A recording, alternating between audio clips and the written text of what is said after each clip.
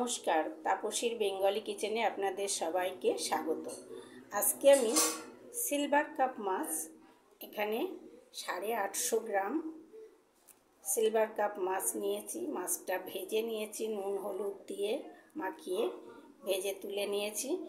এটাকে সর্ষে পোস্ত দিয়ে ঝাল দেবো। ঝালই বলুন আর কারি বলুন, যেটা একটা বললেই হবে। লাগছে এখানে কি লাগছে সেটা দেখে নিই। এখানে একটা টমেটো কুচি আছে, একটা বড় সাইজের পেঁয়াজ কুচি আছে, 1 চামচ হলুদ, 1 চামচ লাল লঙ্কার গুঁড়ো, স্বাদ মতো লবণ আছে। এবারে সর্ষে পোস্ত আর লঙ্কা, সর্ষে আর পোস্ত আর লঙ্কা একসাথে আমি বেটে নিয়েছি। ঝালটা আপনাদের পছন্দ মতো আপনারা দেবেন। এবারে রান্নাটা চাপাবো। এই মাছ ভাজা তেলেই আমি রান্নাটা করছি।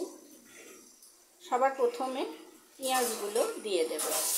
পেঁয়াজগুলো একটু ভেজে নিয়ে তারপরে আর বাকি আবার সব দেব। আপনারা দেখতে থাকুন, রান্নাটা সম্পূর্ণ দেখুন, না দেখলে ঠিক বুঝতে পারবেন না। সম্পূর্ণ দেখতে থাকুন রান্না।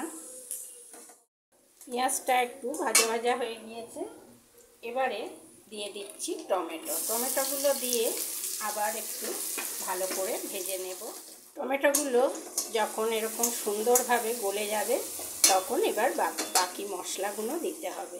এখানে সর্ষে পোস্ত 2 চামচ, পোস্ত 2 চামচ, সর্ষে আর স্বাদ মতো লঙ্কা।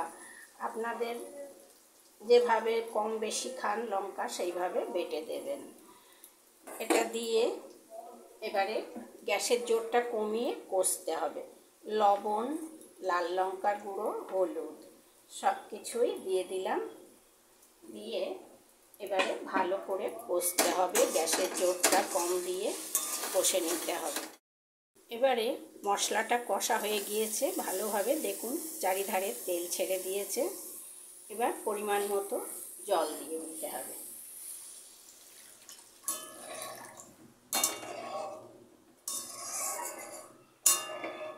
খুব বেশি জল দেব না এখানে।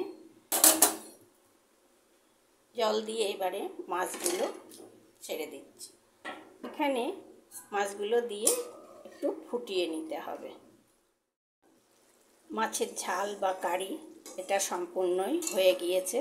এখানে 5-7 মিনিট ফোটানোর পরে আমি গ্যাসটা অফ করে দিচ্ছি। আপনারাও এইভাবে বাড়িতে করুন, আশা করি এটা খুবই ভালো লাগবে।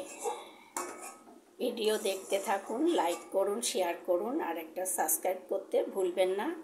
আজকে এই পর্যন্তই।